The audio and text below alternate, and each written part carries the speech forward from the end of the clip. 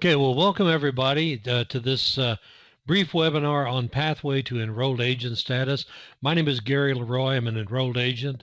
I'm also an educator. I've been in adult education for the last 15 years, teaching non-traditional students at the graduate and the undergraduate level. I work in conjunction with Fast Forward Academy as a preferred partner of theirs in offering many of the programs that they offer, primarily the enrolled agent program. And as we get into this, I want to just give a little bit of a brief background on two approaches to credibility within the tax practitioner community. Based on the movement of John Koskinen, the commissioner of the IRS, a couple of years ago, the IRS instituted the annual filing season program, which is a voluntary program for non-credentialed tax practitioners. And it allows a limited practice before the IRS. And I'll cover that a little bit more on the next slide in terms of what some of those limitations are. But obviously, the enrolled agent is also a voluntary program. It awards someone professional status. It's actually a federal license that you gain by being an enrolled agent, and you have unlimited practice before the IRS. When we start looking at those limitations or the comparison of credentials, a PTIN holder, in other words, someone that has no, they're not participating in the AFSP, they're not an enrolled agent, effective 2016, they can prepare taxes, they can respond to questions from the IRS, but they are limited to returns that they prepared. They cannot initiate contact on behalf of one of their clients with the IRS. With the annual filing season program certificate of completion, which involves either the 18 hours if you're non-exempt, or 15 hours if you're exempt, and I'll go through that in just a second. You're allowed to prepare taxes. You can discuss tax returns with customer service agents and with advocacy. You're restricted from going beyond that, and you're also limited to the returns that you prepare. The enrolled agent is allowed to prepare taxes. They have full representation rights before the IRS, and there are no limitations either geographically or in terms of the individuals that they can represent. Unlike CPAs and attorneys that are restricted to representing people that are in their state, an enrolled agent has a federal license that allows them to practice regardless of jurisdiction of the IRS. Personally, I have clients in California, I have clients in Florida, and every place in between that I represent, and I do most of that from a virtual standpoint. In terms of the annual filing season program, the exempt practitioners are required to accumulate 15 credit hours, continuing education credit hours, including 2 hours of ethics, 10 hours of tax law, and 3 hours of tax update. For non-exempt practitioners, they're required to have the 2 hours of ethics, 10 hours of tax law, but also to take a 6-hour course with a mandatory 3-hour exam that they have to pass with a 70% rate, totaling 18 hours. Now, I get the questions quite often, who is an exempt practitioner? Well, anyone who who passed the RTRP exam a few years ago is exempt, and anyone that passes a state examination, such as Oregon or California, some of the states have their own exam process, and if you pass one of those, you're also considered an exempt practitioner. Enrolled agents are also considered exempt. Some enrolled agents will go in and actually get the AFSP just as an additional credential to make sure there's no confusion about their credentials. Now, when we start talking about the enrolled agent licensing program, there are several steps that you need to go through. First of all, you need to prepare for the various content areas. You have to register for each of the 3 exams, and obviously pass those exams. And then once you've completed all three exams, you've successfully passed all three exams, you apply for enrollment through the IRS. There are a couple of ways that there are several ways really you can prepare for the exam. You can do it yourself using the IRS tax map. There are a couple of URLs on here. You can just go to the IRS website, go to tax professionals, and under there's some listings for enrolled agent.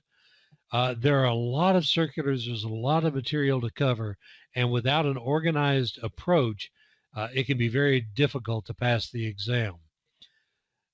You can also go to companies such as Fast Forward, and there are other very good companies that are out there. It just depends on which one fits your particular needs.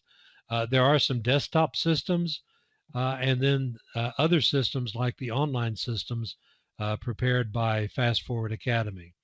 Fast Forward Academy is our preferred partner. We have a value-added relationship with Fast Forward, in that anybody that's taking the CPREP, the Special Enrollment Exam Preparation Program, through Fast Forward, if they've come through us through TaxPro EZ, then we work with them. I monitor their progress, and I'm there to answer any questions that they might need, in addition to the people for our Fast Forward Academy that are there to help, and help guide you through the process to make sure you have the very best success rate that's possible. So how do you schedule your exam? Well, first of all, you need to locate a test center that is in your area. And Prometric is the testing company, and they've got sites throughout the United States, but you need to locate your test center. You need to register for the exam. And then after you've registered for the exam, you have to actually schedule the time and date that you're going to be taking the exam through Prometric. All testing is at the Prometric Center. You can go to www.prometric.com/SEE, and that will give you a listing of all of their locations. And you should be able to find one that's within a quick driving distance of where you live. You register for each exam. Each exam is a standalone exam. The testing centers are a controlled environment. You're not allowed any outside help, so you're not allowed to bring in any textbooks or any reference material, any publications. What you're allowed to take into the testing center is a pencil, scratch paper, and a small calculator.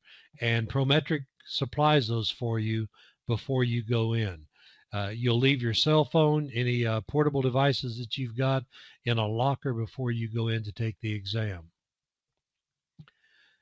The question format is one of three different formats. Either it's a direct question, such as this one: which of the following entities are required to file Form 709, the U.S. gift tax return? It could be an incomplete sentence, such as this one: supplemental wages or compensation paid in addition to an employee's regular wages. They do not include payments for, and then you complete the fill in the blank for that. Or they could be an exception type of question, where it's all of the following except. And in this case, it says there are 5 tests which must be met for you to claim an exemption for a dependent, which is not a requirement. So those are the 3 basic types of tests. They're all going to be multiple choice questions on the exam. There is no essay on any of those 3 parts of the exam. So how long is the test? Well, the test is 100 questions. You're given 3.5 hours. That's roughly 2 minutes per question. And you have to learn how to time your question responses with your test banks and your practice exams dashboard, which we provide for you through the Fast Forward Academy program. And you really need to learn to budget your time well. And we'll give you some tips in just a minute on how to successfully pass the exam. But the key thing is having the right tools in place to where you understand what your progress is. We recommend a sequence of taking parts 1 and 3 together. Part 1 is the individual tax returns. Part 3 is practitioner responsibility, which is the ethics part of the exam. We generally recommend that people prepare for and register for both parts, one right after another, on the same day. And there's a method to our madness on that. If you take part 3 first, it's the easiest exam. It'll provide you with familiarity of the testing environment so that you become more comfortable with the testing environment, and you will always receive immediate confirmation of your results. Once you've completed the test and step outside of the testing room, they will be able to print out a report immediately that tells you whether you passed or failed. The pass rate, the success rate on part 3 is the highest of any of the 3 parts on the enrolled agent exam. Then you can probably complete part 3 in about 1 hour, exit the testing center, get your results. You can take a break if you want, and then re-enter for part 1. I remember when I took the exam, I passed part 3, came out, went right back in immediately. It took me a little under an hour on part 3 and took me about an hour on part 1 when I went through there. That's not typical, but that was my experience. We then recommend that you take part 2, register for part 2. You can take all 3 parts on the same day if you want. That makes it a long day, and the content for part 2, which is the business exam, makes it the hardest exam of all, and it has the highest failure rate. So we recommend that people go ahead and do parts 3 and 1. The great thing about that is that puts you immediately into the exempt status, so you no longer have to take the annual federal tax refresher course. That's a 2-year exemption on that. And then you've got plenty of time to prepare, probably for the immediately after the next tax season is what many of our people do. Like I say, you can take all 3 of the exams at once if you want to. Once you've completed all 3 parts, you complete Form 23. You can either mail that via regular mail or overnight mail. I recommend overnight mail or at least certified mail so that you've got a record that you sent that in. You can also mail your payment in with Form 23, or you can pay online at pay.gov. I recommend the payment online. It tends to speed up the process with the Treasury Department in terms of processing the exam. One added feature that was just announced 2 weeks ago by the IRS is beginning immediately, the IRS will begin allowing continuing education credit for each of the 3 parts of the enrolled agent special enrollment exam test preparation programs. You can now earn up to 5 hours of federal tax continuing education for preparation courses on parts 1 and 2, and 2 credit hours for ethics on part 3. The way this works is if you're a subscriber to Fast Forward Academy with the Smart Bundle, you will receive a hard copy text that is the companion text for the program. And once you've received that, we recommend that you read each part and then go back and you can take the test. These tests are online, but these tests are open book. So you can go in and establish your credit this year for all 3 of those tests. They've not made any announcement at all about what they're going to do next year. I'm sure they're evaluating the program this year, but it gives you an opportunity to pay one fee and have your additional credit hours taken care of for the AFSP program. We've registered each of these CE programs for tax practitioners who purchase the Smart Bundle through us, and it includes part 1 is a 25-question open book exam. Part 2 is a 25-question open book exam, and Part 3 is a 10-question open book exam, and that will qualify you for the 12 hours of credit. By passing Part 1 of the C and by taking the 3 CE exams, you will only need to take a 3-hour tax update class to meet the requirements for the AFSP for 2015. By passing the balance of the C exams during 2016, you will end the 2016 season with the enrolled agent license. Now, by passing all 3 parts of the C this year, you can conclude 2015 as an enrolled agent. But please understand, it can take the Treasury Department up to 60 days to process your application as an enrolled agent, which means if you take it in October or November, you may not, or December, you may not get the enrolled agent status back in time. So we always recommend that people get parts 1 and 3 taken care of, and then if they've got enough time to go ahead and pass the other part, they can. They can already have earned the 12 hours of continuing education credit, and then all they'll need is a 3-hour tax update to have the AFSP for this year, and then next year they can become an enrolled agent. Our mission is to be your primary source for CPREP and for continuing education credit for the balance of your career. Our preferred partner, as I've mentioned, and as you've been able to see at the bottom of each of these slides, is Fast Forward Academy. And one of the things that I like most about Fast Forward Academy is as you're going through the process, you have multiple tools to work with. You have the book that you can read, but then we recommend that you take the book and then you go through practice exams. And this is the type of report that you would get after a practice exam. It shows the total amount of time that you spent. It shows that what your average speed of answer is on those, and really gives you a good idea of where you're standing in terms of whether you're ready to take the exam or whether you need more practice. We recommend when you're actually taking the practice exams or the real exam to only work on the moving through the exam as quickly as you possibly can. And only correct answers count. So if you're unsure of your answer, don't waste time.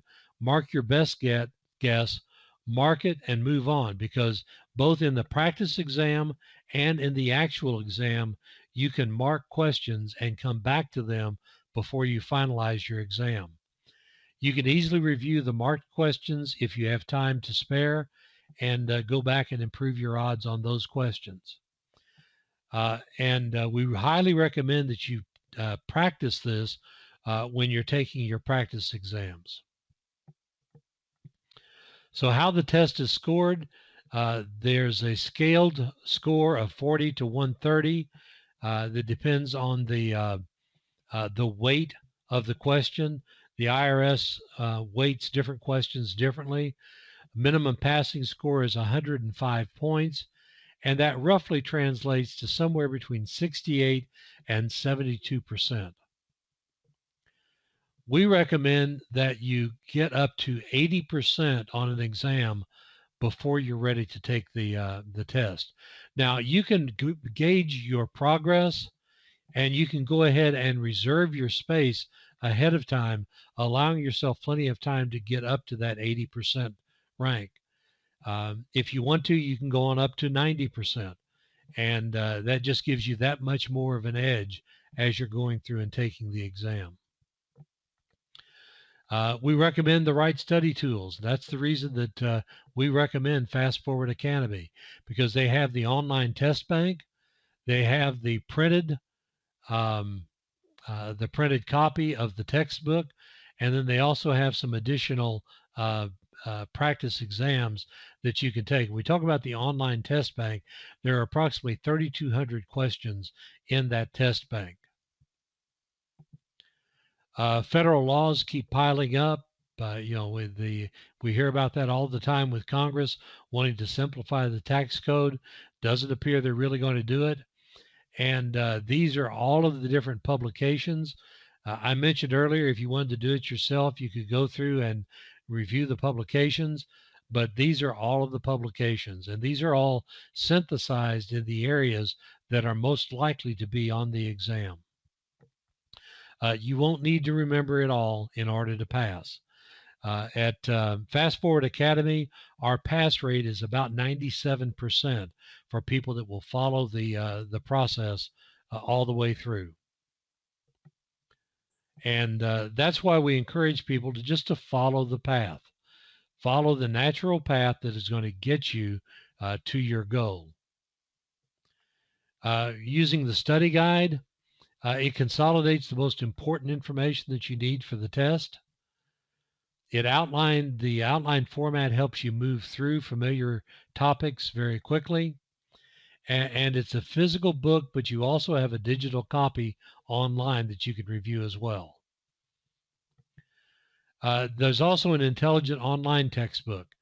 It's easy to use. It's an intelligent online textbook, has performance data in it, fast focus, opportunities that you can use to improve your score, and then also a notes section, and it will launch you into the custom study sessions. One of the other features of Fast Forward that no one else has is called Fast Play. Single and multiplayer trivia game. So if you're working on your CPREP with somebody else and you're both using our tools, you've got this game that you can use. And no one else has a game, period. You get points and badges and levels and leaderboards. It's fun. It's engaging. It provides an atmosphere for social learning, but it also gives you a performance honing and helps you really understand the material and walk away with a good grasp of the material in a fun way. And again, you can play it by yourself, or you can play it with others that are preparing along with you. I mentioned earlier that you want to get to an 80% ranking. One of the things that Fast Forward provides is a snapshot of their vast community of people that are actually working through the Fast Forward Academy material at any given time.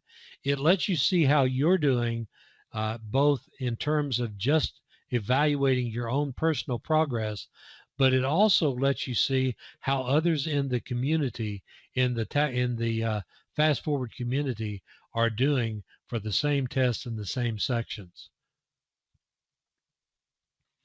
The Smart Bundle that we offer through Fast Forward Academy includes the printed text, the Fast Book, over 3,100 questions, almost 3,200 questions, an unlimited practice exam, video explanations, and through this offer that we're able to make in conjunction with Fast Forward Academy, you get 12 hours of continuing education as well. Now let's talk a little bit about some test taking techniques. First of all, you want to set your target date. You want to get registered for your exam, and then you want to pace your preparation time to meet the timeline you've established. Generally, I tell people plan on at least a 45 to 60 day window.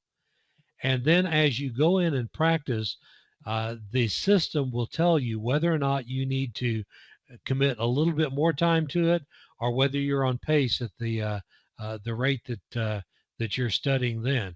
In other words, it may say instead of 5 hours a week, you need 6 hours a week in order to meet that goal. But the system will help calculate that for you. And then practice, practice, practice.